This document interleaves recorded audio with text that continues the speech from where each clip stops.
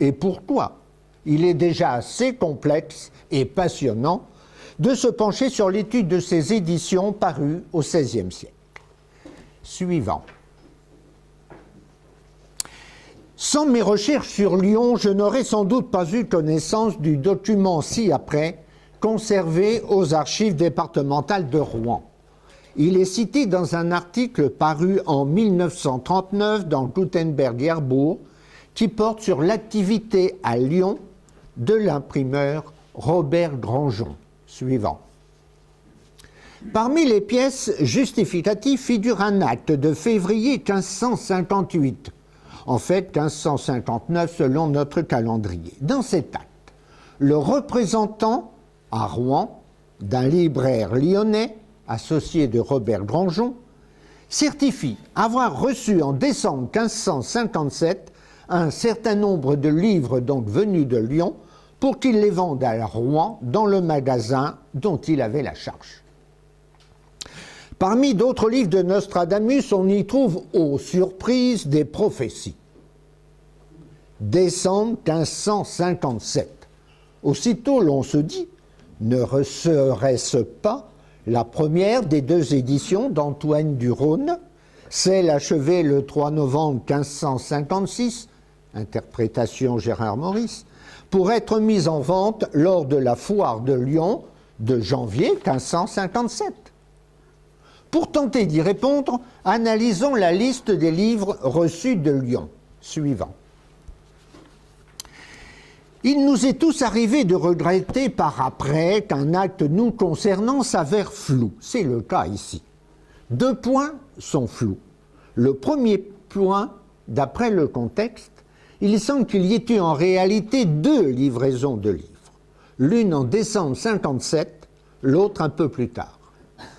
Dans l'incertitude dans le tableau que voici, j'ai cumulé le nombre de livres, mais c'est un peu secondaire. Pour gagner du temps, je citerai verbalement surtout la première livraison que vous avez sous les yeux. Dans le tableau, 4 colonnes. Le titre du livre, l'auteur, le nombre de livres qui ont été reçus ou envoyés à Rouen, le prix de chacun en sol et en deniers. Vous vous souvenez tous qu'un sol vaut 12 deniers. L'employé de Rouen reconnaît donc avoir reçu 12 dialogues de la vie et de la mort de Ringhieri. Donc il y en a 24 là parce qu'il y a la livraison d'après, d'accord? Donc 12 dialogues de la vie et de la mort à 5 sols pièces valant 60 sols. 25 civilités puériles d'Erasme. 25 contes du monde amoureux. Suivons jusqu'au prix à l'unité. 20 nouvelles récréations. 20 narrations fabuleuses. Tous ces livres étaient parus à Lyon. Le deuxième, Les civilités puériles, chez Thibaut Payen, un livre que j'ai retrouvé, seul exemplaire connu, de 1557. Les autres par Robert Grandjean, l'imprimeur qui a envoyé le paquet à Rouen. Rappelons-nous que les livres de Robert Grandjean étaient imprimés en caractères de civilité, ces caractères qui imitaient l'écriture manuscrite. Mais continuons. 300 almanachs de Nostradamus de l'année 1558 à 44 sols le 100, plus 200 autres un peu plus bas, en feuilles, c'est-à-dire non reliés ni brochés, ce qui fait 500. 200 présages du dit Nostradamus pour 1558, 500 pronostications et 25 prophéties valant 4 sols, 7 deniers. 2 remarques. L'engouement pour les prophéties était très modéré comparé à celui pour les almanachs. Rappelons-nous que dans une lettre donc citée par M. Dupept de Jean Brotteaux à Nostradamus, que l'almanach de 1558 a été imprimé par Antoine du Rhône. Donc 500 ont été envoyés à Lyon, à Rouen. 200 présages, 500 pronostications et 26 prophéties seulement. Non, précédent s'il vous plaît. Les pronostications pour 1558 avaient 24 pages, justifiant leur prix de 2 deniers seulement. On verra l'importance. Mais alors, de quelle édition des prophéties s'agit-il? Pas de chance. La seconde imperfection de l'acte concerne justement cette question. Le texte dit, on l'a en bas, 25 prophéties valant 4 sols 7 deniers. D'accord. Mais est-ce que c'est le prix de 25, ce qui reviendrait à un prix de 2 deniers par livre, soit 24 pages à peu près, ou le prix d'une seule prophétie, ce qui correspondrait en gros à un livre d'après les autres prix, de 160 pages, c'est-à-dire la longueur des éditions d'Antoine du Rhône de 57.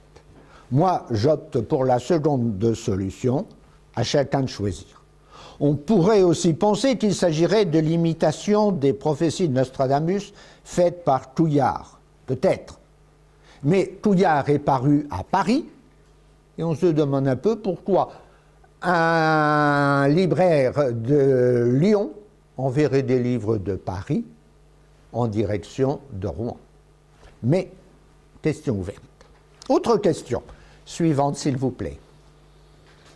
Laurent Videl, médecin d'Avignon, dans son pamphlet « Déclaration des abus, ignorance et sédition de Michel Nostradamus », paru en 1558 à Avignon, chez Pierre Roux, vitupère, mot pour mot, contre la lettre de Nostradamus à son fils César, que l'on retrouve dans les premières éditions des prophéties.